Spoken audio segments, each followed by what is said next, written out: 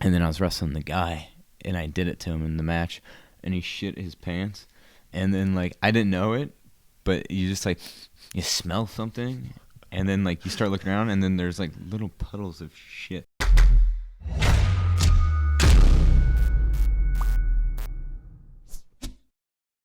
All right, well, it's good to see you again. People might not know this. We've worked together before. Blueprint Pro Wrestling, Deerfield Beach, Florida. But here we are in Jacksonville. Yeah, it's awesome. Yeah, people I think are used to seeing like a full half, painted face. What's going on here? Well, we just got here, Jacksonville, right off the plane. Decided to film a promo last second for tomorrow's Fight for the Fallen, and I was going to go eat at a restaurant, and I was kind of contemplating, do I keep the face paint on, or do I wash it off?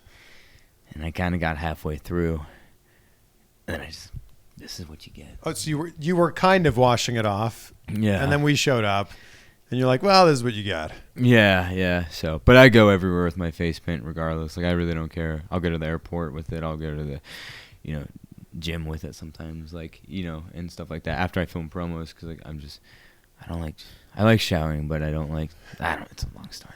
What's the reaction that people give you when they see you wearing? Crackhead. Okay, yeah. Crackhead. Uh-huh. Do they say this to you, or they're just looking at you that's a crackhead look? They're like, hey, crackhead. I'm like.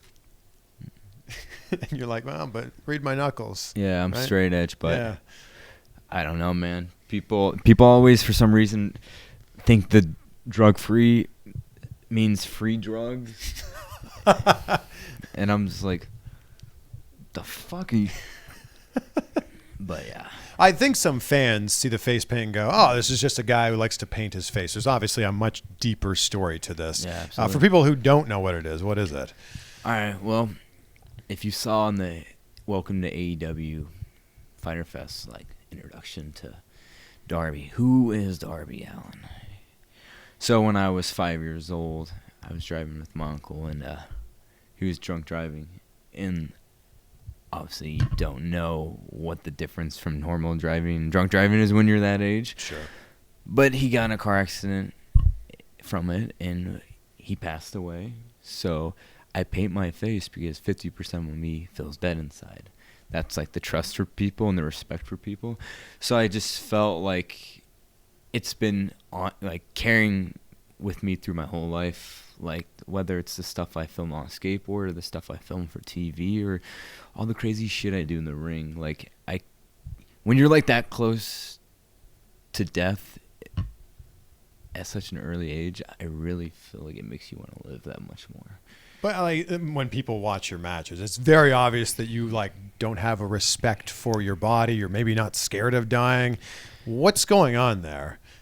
A lot. Like, it's weird because the more like life happens, the more I'm like, wait, this is actually pretty cool. Like, living? Yeah. But then but back then I just did not know what my calling was in life. You know what I mean? And I had so many times I felt like I almost died in life. Like, for example, that game Hot Potato. Hot Potato. My brother and me were wanting to play, but with like a baked potato, and I wanted to like set it on fire with like a gas tank. No. And then we were going to play with that, but as I was lighting on fire, I had the gas tank in my hand, and then like some of the flame that was already on the potato shot into the gas tank and blew up while I was holding the gas tank, and actually like broke this finger, and you can see the little bone sticking halfway out there. But it actually engulfed both of us, and his whole leg right here, like the skin was gone, and it was just straight up muscle. And then to this day, like, I'd like pop my ears and like pop your eardrums. Yeah, and then like swallowing's hard. Yeah. So, but that's and then just some crazy like skateboarding stuff that I've done. Like, it's like looking back on it, it's like, dude, there's like I was like risking everything, like doing half of these stunts. But like, you don't think about it, because when you live like there's no tomorrow, it just becomes so natural to just don't give a fuck. Do you feel like maybe in some sort of strange way you cheated death when you were 5. So you're like, well, if I cheated death then, I'm fine now. Yeah, I literally thought like things aren't gonna get much worse than that. So I was like, dude, like let's just push things. And it just like it comes from a lot of areas, like feeling like you can't fit in with anybody, and then the moment you do something psychotic, they're like, oh, that's crazy, it like breaks the ice, you know what I mean? So for someone like me that's like maybe not be like that good of like a communicator with people, like, hey man, like I don't just walk into a room and go, yo, I like sit in the corner, like, in, you know, I do that at wrestling shows, I do that but the moment like you get noticed and someone's like, yeah, that crazy fucking thing you did the other day, let's talk about it. I'm like, okay, now I can talk. But besides that, you'll see me like probably just like screw off in the janitor's closet and like take a nap or something. Like, it's true. When I saw you backstage at the show, you're very unassuming. You shake hands and then you just kind of go to the corner and you do your own thing. Yeah, but and then the match starts and it's like, oh my God, that's Darby Allin. Yeah, it's a weird thing, but in a way I wouldn't have any other way because I feel like it got me to where I am today. So I think a lot of people are, were introduced to you at Fighter Fest. Obviously your match with Cody. A lot of people, when I tweeted that I was going to interview you, were talking about the Coffin Drop, which is the move you did to the apron and looked very, very painful. Yeah. Where did the idea for the Coffin Drop come from? It's just the thought in my head, a do or die moment in the match. Am I just going to roll Cody in and try to pin him, or am I going to try to annihilate him or decapitate him? And I wanted to decapitate him because then I knew for sure, like, that was going to get the win. So it's just pretty much risking it all. And, yeah, that fucked up my ribs pretty bad. Oh, that was just, I would think your spine. Yeah, no, for some reason it was my ribs. Like, over here, like, you go, and then I got a massage the next day. And the lady was just like walking on my back. And she's like, oh, your back's so tight. And I'm like, because it's fucked up. But where did you first come up with that move? It's just like, okay, like with my wrestling, I don't fly to look pretty. I fly to hurt. So I ain't going to do a 630. I ain't going to do a million rotations when I'm at the top. I'm just going to throw all my body at you. Like all my body weight. And I assume how I do that, it's the most impactful. Like I've heard people say, like, I've nearly shit my pants after taking that Coffin Drop. And that's actually happened before. A lot of people actually shit their pants from it. What? Mm-hmm. Yeah. What? My people, so I had this like tryout match a couple of years ago, and then I was wrestling the guy, and I did it to him in the match, and he shit his pants, and then like I didn't know it, but you just like you smell something. And then, like, you start looking around, and then there's, like, little puddles of shit. Because apparently he ate, like, a Pizza Hut buffet the night before. So it was just, like, everywhere. And then I just remembered him, like, getting out of the ring after the match and then sitting in a chair to get critiqued from the person who was running the thing. And then he got up, and then I saw this huge bubbly pile of just diarrhea. And then I didn't want to rat on him. Like, yo, man, that's fucking shit everywhere. So, I didn't tell anybody, and no one else saw it. And everyone else getting a critique, they just sat in that same chair. No. They got all this white gear and all this stuff, and I was just like, oh my God. In a way, it was like a nice, like, hee hee. Like, it was funny just to watch. What are the fundamental, why does the Coffin Drop cause this to happen? I don't know. Maybe. Or is it just out of sheer fear? I think it's because, like, all my body weight, there's no way of, like, landing soft on them, because sometimes you do the 450 and you can land on your hands and knees and kind of protect the blow. I can't fucking save anybody's life for this, and like it's just like, yeah, so I think it's like all pressure, and it just depends on where I hit them. And when someone moves out of the way, I feel very bad for you. Yeah, but it's like one of those moves, like, you know, all or nothing. You're gonna make it or you're gonna die trying, and that's just how I like to live. And in that match with Cody, it was such an interesting spot when you went into the body bag. You obviously couldn't see anything at all in there. No. God, that was tricky. Because as I was standing, it was like jumping up and down in the body bag, and I was like, holy shit. Yeah. Can't see anything. Yeah, it was tricky, but I'm not one to get claustrophobic, but that just felt like, you know, I don't know. Couldn't breathe really in there. But could you bump correctly in there? Yeah, I don't. I guess not. But there's also, there's some critics online that say, your match with Cody was great, but then a lot of people aren't even paying attention to your match because of what happened after the match with Shawn Spears. Yeah, and that sucks because it is a debut and it means everything. You know what I mean? And then I literally felt like I put as much into that match as I physically could at times. And then to get it overshadowed like it did, yeah, it sucks. It's fucking annoying as hell. But in a way, it makes you think you gotta, like, work harder next time. So if you thought you put on a decent match there, you gotta make it harder to top over just a chair, So, like, I'm just gonna... So no matter what happens after my match, I want people to remember only my match. And unfortunately, that might entail me dying some more in the match. Because, that's what you got to do. Oh, please don't die at Fight for the Fallen, please? No, not yet. Okay, yeah. Maybe Shawn Spears will die. How much has changed for you since Fyter Fest? I mean, obviously that was a big match for you, maybe one of the biggest of your career. Absolutely. How much has changed for you before that match to, where we sit here right now? A lot. Like, and it's like a light switch because, some people think, like, on the indies, like, I'm fucking rock and roll, king of the world. Like, yeah, I'm big dog. And then you get introduced to a company like AEW, and then it just humbles the fuck out of you. And you're like, you get all these comments. Who the fuck is Darby Allin? Who's Darby Allin? Yeah. What is this guy? And you're like, damn, man, all that work. It felt like it went under the radar. So when I was saying in that promo, I felt like my career, I've been wrestling now for 5 years, but I felt like a lot of it was under a rock. And, like, I mean that. I'm not going to come into this company acting like I'm the king of the goddamn universe. I'm going to tell you how I really feel. And that's how I felt. I felt like, a lot of it was just humbling. And it was nice. But now you can show the whole world of wrestling what you're capable of now. And so, like, a lot of people just... a lot of comments. Where have you been my whole life? Been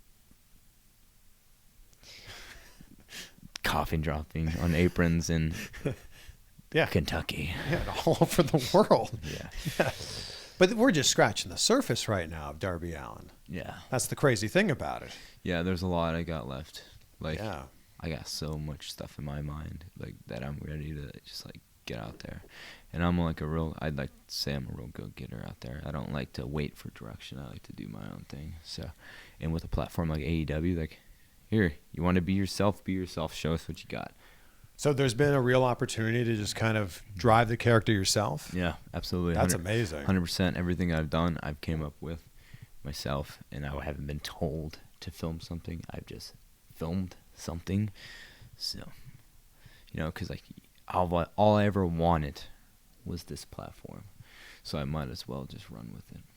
Was the transition from skateboarding to wrestling like a natural transition for you? You're both, you're putting your body on the line in both of them. Yeah, but dude, like, skateboarding is so much worse. God, it destroyed me. And the difference... Really bad on your nuts, too. Yeah, the difference between skateboard and wrestling is a skateboard slam, sometimes you're there, like, by yourself, and you fall, and you're like, ow, that hurt. But with wrestling, there's thousands of people like, yeah, good, man, like, awesome. But it's just like a difference. But, like, skateboarding definitely prepared me more than anything for pro wrestling. Like, my first day at practice, I was bumping, learning bumps, and then my trainer was like, "Yep, how do you feel, man? Hurts, doesn't it?" And I'm like, "No, I feel good." Like, he's like, "What do you mean?" Like, it's as if it's, like, disrespectful to, like, the business that. Yeah. God forbid you feel pain from another sport, but yeah, I just like, well, here's these clips of me falling on concrete for my whole life, and he's like, oh, okay. What made you decide that you were done with skateboarding, or at least at that level, and now it was time to go into wrestling? I'm a very storyteller of a human being, I'd say, and I couldn't tell the story I wanted to the world on my skateboard compared to like an audience, physical Broadway and stuff like that. So if I'm gonna fall, I might as well convey it with like emotion and character instead of just a dude at a skate park that like breaks his ankle and screams on the fucking gravel. Fuck. So do you still skate, right? Yeah, I try to skate all the time. I just got back having a 6-day trip in Arizona, and I skated like the whole time I was down there. And I was trying some spooky stuff, and I was just, all that was in the back of my head. It was all like, you got fight for the fall on Saturday. How are you gonna explain to Tony if you break your leg? Yeah, you got to be extra careful now. It's hard though, man, because I'm so passionate about both of them. You know what I mean? Yeah. I'm like, I just want to skate, and I just want to like do all this stuff. But it's like, because back then I could like break my ankle and then like, just like, oh, okay, cool, I'll just hang out for like a month. But now it's like, oh shit, we got TV coming up. Yeah, we got all this stuff, and it's like, I don't want to make my debut on TV in a wheelchair and be like. There might be a chance that when TV does start, they're gonna say, "Hey, Darby, can you lay off the skateboarding a bit? Yeah. We need you." Yeah, I've been actually, there's like this mega ramp, a guy named Bob Burnquist, it's in his backyard. It's like one of the biggest ramps you can jump, like gap-wise. And I want to try it like before TV starts. But, like, well, if Darby shows up on TV in a wheelchair, you'll know why. Yeah. Yeah. But yeah, that's all I got planned. That sounds like a bad idea. Yeah. I'm just gonna say that right now. Yeah, I know, but damn, it's hard to pass up. What's your go-to skateboarding move? I like no complies. No comply 360 is like a big trick that I've always liked, and it's especially as much times as I've broken my ankles, it feels really easy on the ankles and stuff like that. Can you explain it to someone who might not know what that looks like? Dude, it's so hard, man. It's so hard. It's like the weirdest thing because like a kickflip, you say like the board flips, but it's fucking God. I don't even know how to. Well, everyone's gonna now Google it after watching this. Yeah, that's like, I don't know, man.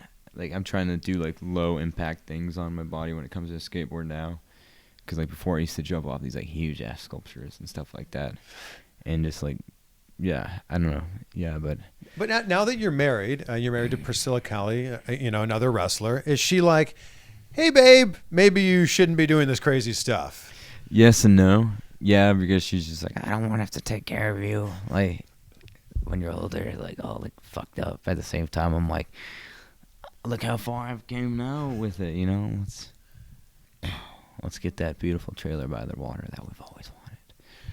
Have you had to give her a call and go, hey, I am really hurt? Yeah. She was actually in Japan when it happened. It was Mania weekend, like 2 weeks. What the fuck? 2 years ago. And I was at a Progress show, and I did this like dive onto Janela, but like my head hit the ground, the concrete, and I was bleeding from the brain. And then like I like finished the match, and then like I rushed myself to the hospital and like, yo, you're like bleeding from the brain, man. Like, and I was just like, and then there's like, okay, man, just chill out, and we'll do some more stuff. And I remember I had to call Priscilla, and she was in Japan, and she was just like, dude, like, God, you can't be doing this. And it's like she's having like a mental breakdown. Well, yeah, people can die from brain bleeding. Yes, that's happened. Yeah. To like, there's this guy in my junior high, and he's playing football, and then halfway through the game he got a concussion, but he didn't know. He just had the adrenaline running too much, and then he kept playing, and then by the end of the game he passed out, and then the air fucking helicopters had to lift him to the hospital, and then his brain was swelling so bad that they had to drill into his skull to like try to relieve pressure, and now he's stuck in a wheelchair like in a vegetable state for his whole life. We don't want that to happen to you. Yeah, me neither. Yeah. But it's just like, but it's like that's all that was playing in my mind when I was in New Orleans, was thinking about that, because I remember I just moved to that school, and then people were like, yo, this guy, he just got fucked on the football field. And then I was like thinking, now every time I hit my head, I'm like, oh, God damn it, I don't want to fuck. But it's just like, it's like such unpredictable, because like this could happen anywhere, you know what I mean? Sure. You could be mowing your lawn, and then a bird. Well, I don't know about that. Yeah, but maybe. Take us back to when you met Priscilla. Where was it, and how did that happen? It was in the Evolve van. Okay. Fucking going to and from a show or something? Yeah, we used to drive from Florida to New York, and it'd be like almost like 25 hours like in this van. And like I remember she was in the van, and I never talked to her for like a whole year in the van. I was like, girl in wrestling, nope, not talking to her. It only leads to bad shit. You don't dip your ink in the company. You don't dip your pen in the company ink. God damn it. And then I just remembered one night I was taking a trip to like Times Square after the show because we had a double shot with Progress, and I wasn't on Progress. And I was like, I'm just going to go to Times Square.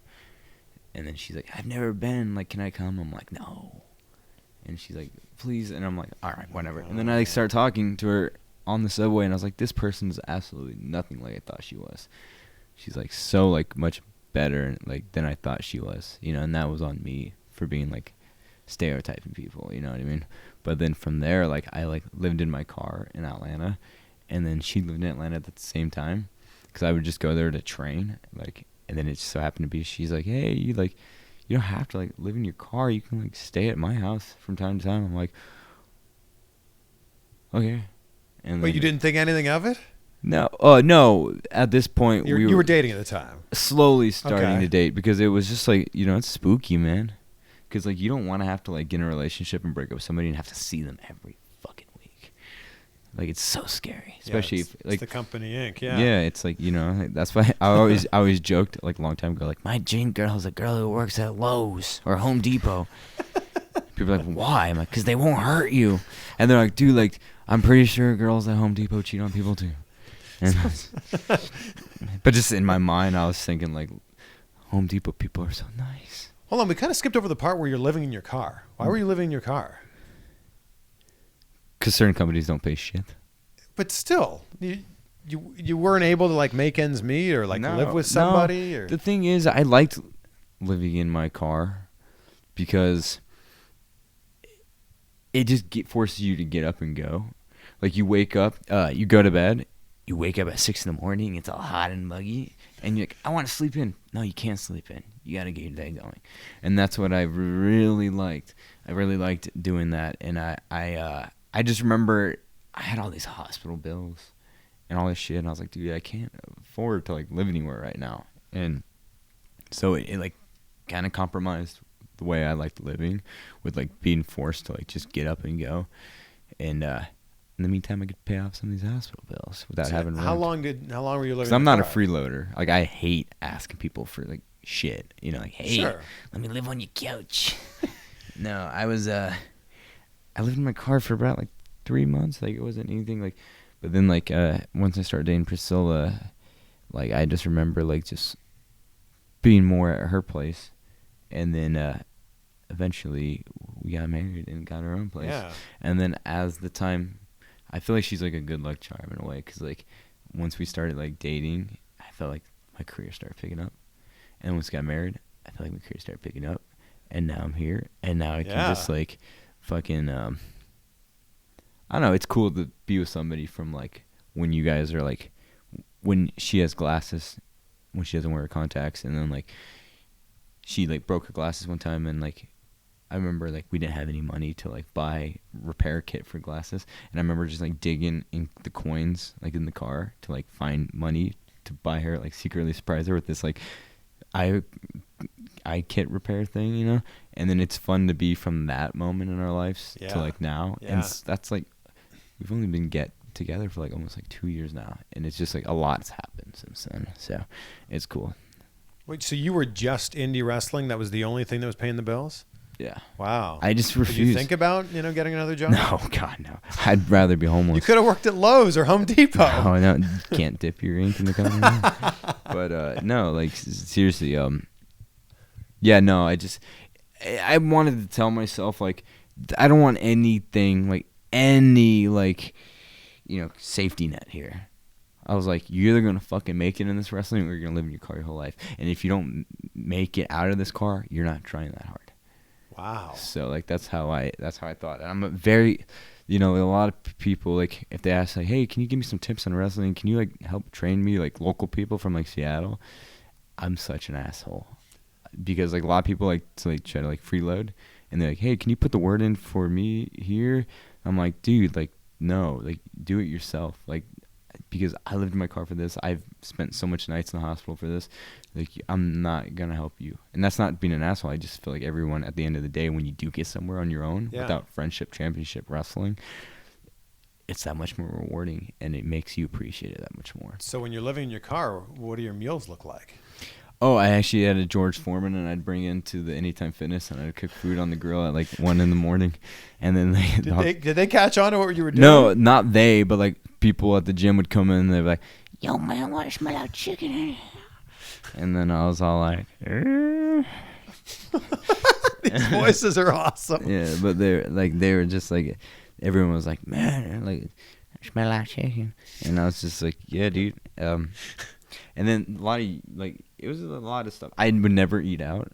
I was, like, so against it. Just because I, like, didn't have the money for it, Okay. And I was like, oh, man, like, by the price of 1 meal, I could have bought 6. This is the thing people don't realize. Like, yeah. You could buy a bag of grilled chicken for, like, $10. Yeah. Or you can buy 1 meal at Subway for And $10. those air dryers, I would, like, take shrimp and I put it in my hand and like put it under the air dryers, like, and like, yeah, I got a video of it. But sometimes they'd fly over the floor and like trying to balance it, just like, but like that was just yeah. What if AEW didn't come along? Well, you'd be living with Priscilla, but who knows? Like, dude, honestly, who knows, man? Like, things are so crazy in wrestling right now. I feel like anything, like, but AEW, I love it so much because it gives me the platform to be recognized on a serious level instead of being like typecasted as like a 205 Live guy, where it's like, you're down here, you're in this company, but you're really not here. You're going to just keep you down here. Like, and I feel like that's so, like, you talk about like back in like WCW when all the cruiserweights would always like be like, dude, it was so annoying being considered a cruiserweight when, you got the main roster guys, and like it was so like stereotyping everybody. And then like they're bitching about it back then, and now it's happening again, and it's like the same thing. Like, you're never gonna be in the Royal Rumble. Like, yeah, sure, like some people have been in, but like they're not taking that like serious, and you're always gonna be on the pre-show. And it's like, dude, there comes a time where like I just wanted more out of my career, and there's no way I was gonna go there and like settle for that shit. Like, I wanted to like tell my story, and I don't feel like, one promo at AEW made me more than I think 5 years could have ever done there. Period. Wow. Because they let me be me. Yeah. And that's like the biggest thing to me, as I'm a performer. I'm not a guy who you can tell like, hey, say this or read this or this is how you're gonna act. I'm Darby Allin. I'm gonna die as Darby Allin. And you believe that with the way AEW is booking things, that you could be the world champion. Absolutely. Absolutely. Which is exact opposite of what you were talking about with WCW and 205 Live. Yeah, absolutely. You know what I mean? I feel like someone as relentless and determined as myself, anything's possible. And if you're not in here to be taken serious like that, like, I feel like you're wasting your time. Yeah. Justin Roberts announced you, I think, at 174 at Fyter Fest. That's your shoot weight? Yeah. You didn't, like, a lot of guys will weigh 174 and they'll go, oh, announce me at 195. No. I like to be real as much as, like, this world will allow it. But that's why, like, I say these things in, like, promos, and I tell them, like, how I feel on my life story of things, is because I'm just so sick of these people acting like everything's so awesome and everything's, like, amazing and perfect. Like, oh God, I've never had any problems in my life. Like, this is awesome. Like, I'm the best. I'm like the greatest. Like, that's their, like, there's, what's your wrestling character? I'm the greatest. Like, can you like, I'm the greatest. I'm the best. Okay, we get it. Like, there's so much generic shit out there, So I don't know. I just like to keep it real. Well, if we're keeping it real, I think people need to know that you were on TLC for a very different medical problem, I guess. Yeah. What was the show called? Sex Sent Me to the ER. The episode's called Birds and Bees. I was living in Arizona at the time, and I was like really fucking broke. Like working at the 99-cent store down there, like legit, like spending $10 like a week on food from the Dollar Tree. Just like it'd be nights where you're like, oh, like you like 2-for-1 tuna, or I don't know. Yeah. What's the go-to at the dollar store? Yeah, like just all this like nasty ass food. But then I just remember like there's this thing, Sex Sent Me to the ER, and then I like wrote into it and came up with this like fake ass story about like hiking in the woods with like a grandma, and then like we were like making love, and then like you and the grandma. Yeah, Okay. and then like we rolled over in like a bee's nest, and then like we thought it was like dead. The bees were like, the nest was dead. The nest was like, there was no bees in there. We just like, oh, it's an old bee's nest. And then like the bees came out and attacked us. And this obviously did not happen at all. No, God. But you got to be on TLC and you got paid for it. Yeah, but like I came up with the story, and then like, and I remember TLC thought it was real.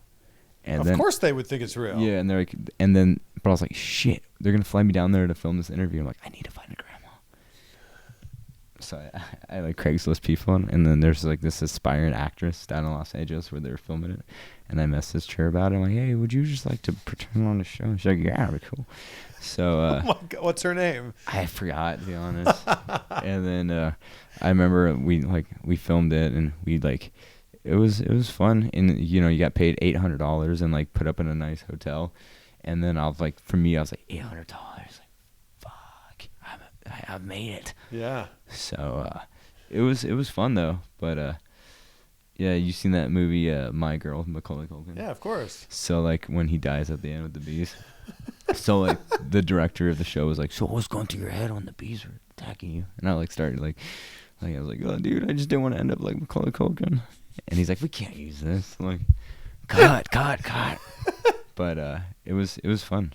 That shit's fun to me. Is that what kind of inspired you to chase after the MTV stuff?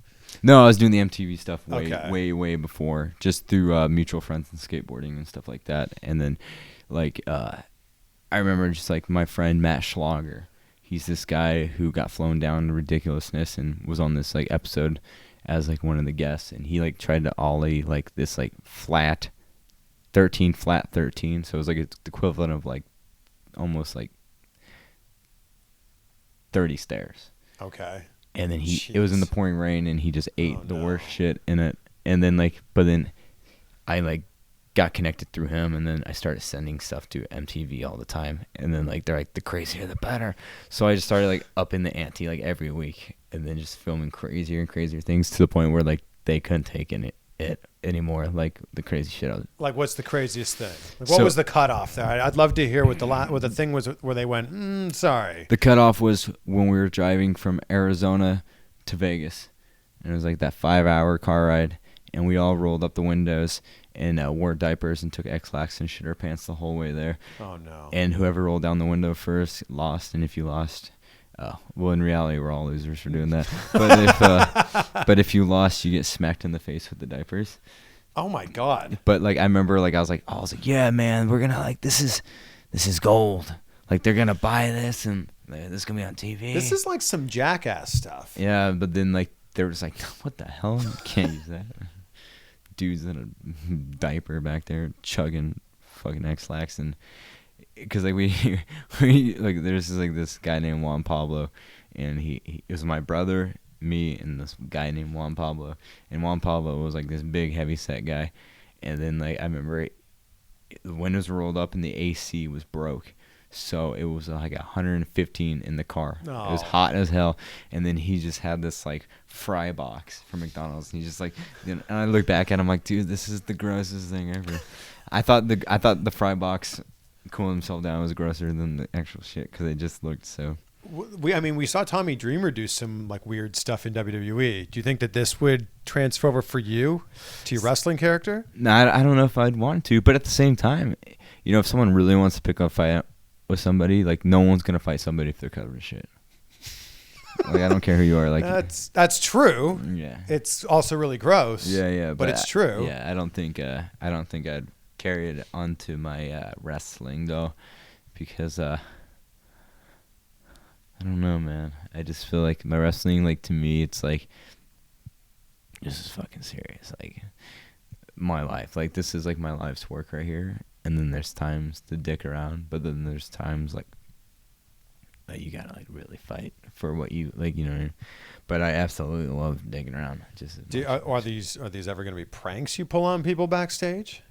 I've pulled some pranks before backstage, just like letting off like stink bombs and shit and stuff like that. But like nobody like knew it was me. Oh, now they do. And then yeah, but like I just remember just like it was a lot of just like random stuff like that. And then yeah, there's some weird shit. Yeah, I remember in the interview you did with Alicia Toot, you were talking about, it was right before your wedding, and you were talking about how you hadn't met your father-in-law yet, but you were going to pepper spray him at the wedding, and this was somehow a great idea. Yeah. So how'd that go?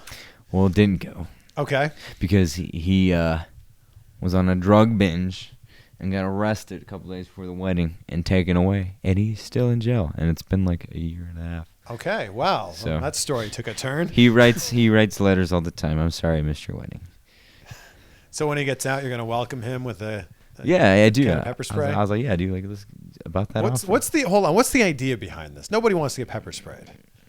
Oh, I think it's more of like a break the ice, like, hey, you know, like that's like something you do with like a close friend. Yeah. Or okay. Or a police officer to a victim. Or like a creepy guy trying to break in your house. Right.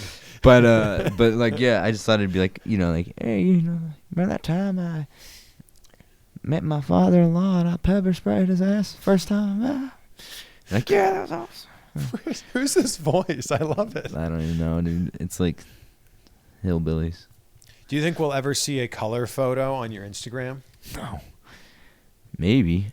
Oh. No. Just kidding. I don't know. I like, you know, I don't know. I just think it's aesthetically pleasing when it's like that. And then, I don't know. It's nice. So if we just scratch the surface of Darby, this is the scratching the surface motion here for people that are watching this, not listening to the podcast. What can we expect in the next, like if you and I sat down a year from now and had the same conversation, what would we have seen in this last year in AEW? Darby being a household name, like, internationally. You know, you take those 13,000 followers and you turn it to 1,300,000 or I don't even know. Some Stott Steiner math there. I don't even know. My mind is racing. No, it's just like, because like I said, it's just a matter of time before people like get introduced to me. Well, we can get you some more followers right now. Yeah. Just tell everyone. We'll link it up below. Just at Darby Allin, right? See, like, I don't really. It's like weird because like I don't care about Twitter and I don't care about Instagram. But it's also the way the business is going. Exactly. But I also feel like it's just a nice way to like show the people like yourself. Yeah. You know what I mean? Because like everything I do put on is like whether it's my skateboard material or my just weird ass stuff. Like the last thing that I really posted was like I like paid a clown for Priscilla's birthday to break into the house and like. And then she like woke up with this clown in the house like singing happy birthday and it's like it's just random shit like that. This is what you're missing if you don't follow Darby. Yeah, but there's a lot of just things like that. But it's just fun, you know what I mean? Because you can actually like connect with people that like will end up like looking up to you, and that's always nice to like connect with these people that like feel like losers or outcasts. Because like I remember I just did like this autograph sign in the mall like down in Tucson like last week, and then people were like, dude, it's like here's this drawing I did of you and like how much of inspiration. Wow. And it's just like oh, like that's nice, like thank you very much. And it's just like I just want to, you know, I'm not here for like fame where it's like, oh, like I'm better than you. I just want to like be real with people. So when you talk to me, like be real with me, like don't like think of me as like this wrestling guy, you know. I was just working at the 99-cent store 5 years ago, eating that's another good one. They were throwing away hot dogs at the 99-cent store. And there's like 500 of these hot dogs, and then like I took them all and I filled up my bath with them and took a bath with them. And I got a video of that. That's also on Instagram, so you can watch that. Did you eat the hot dogs too? No, actually, Okay, thank God. my brother threw up in the bathtub with all the hot dogs. Oh my God. And then I had to actually go to Los Angeles to film that 6 MEDR the next day, so I didn't clean out the hot dogs. So I was gone for like 3 days. Oh no. And then I came back and there was like moldy throw up with all these hot dogs. Oh, must have smelled awful. It was the worst. And then my dog tried to jump in there and eat it. I'm like, oh, you're gonna die. But yeah, just weird stuff like that. Man, we've learned so much in this interview. Yeah. This is definitely 40 minutes. Yeah, 40 minutes of just interestingness. Like, Yeah, seriously. there's a lot of just stuff. I don't know, man. Like the biggest thing is like I feel like this time next year, more people will see shit like this. You know what I mean? Like more like human pieces of me. Yeah. Like, getting to know me and not so much. Like the character stuff for wrestling's awesome because it does feel like me because I'm just pissed off all the time, just wanting I don't know if I believe that. I'm pissed off in the sense of like wanting to prove people wrong. Okay. From stereotypes and stuff like that. Like that's like otherwise I'm a very happy man. But like I'm like pissed off with just like people just like like, oh, that guy really, like, look at him, like, does he really belong here, or what's the deal with him? You know what I mean? It's like, dude, like, wrestling, we all come in different shapes and sizes. Yeah. And I want people to like, I don't want to like I said, live as Darby and die as Darby. So this year, next year, time, whatever the fuck I just said. Well, I think it's a pretty good way to end things, and I'll link it up below at Darby Allin, so people will follow you, and they can see the adventures in black and white. Yeah, absolutely. Yeah, that's what it is. Yeah. And please don't die at Fight for the Fallen. I won't. Or All Out, or any of these. We'll see when we get there. All right. Thank you so much. Thank you. Well, there you go. What do you think of that chat with Darby Allin? Thank you so much for checking out this interview. If you don't already, man, look at this. With the sound effect and everything, how could you not subscribe after seeing that? Oh, man. I love it. Thank you so much. That was a great chat with Darby Allin. Like I mentioned, I've worked with him a few times at Blueprint Pro Wrestling in Deerfield Beach, Florida, where I'm the ring announcer. And I didn't know most of those stories. I mean, the fact that he was homeless, living in his car before getting signed with AEW, the fact that he was cooking chicken on a Foreman grill inside his gym, the fact that he made up a story about having sex on a beehive with an old woman so he could get on TLC, the diapers in the back of the car, man, that's certainly not the Darby that you would expect, or the stories you would expect from Darby when you see him in a wrestling ring. A fascinating guy. And as you noticed, we're making a drive right now. This seems to be how a lot of these videos wrap up. This is the drive from Jacksonville, where Fight for the Fallen was last night, back to where I live in Fort Lauderdale. It's about a 5-hour drive. But if you watched my interview with Tony Khan, the sit-down I did with him at TIAA Bank Field, you know that this is a 5-hour drive from Jacksonville to Fort Lauderdale. And the show was great last night. We did the interviews afterwards, the post-match interviews, which are so cool that they're doing those interviews, like these raw interviews with the talent right after the show. The show ran a little bit late. The interviews ran long, so we weren't back to the hotel till like 2 in the morning. By the time we uploaded those and edited them and everything, I didn't get to bed till 3:51 in the morning. So pretty short night and pretty long drive here today.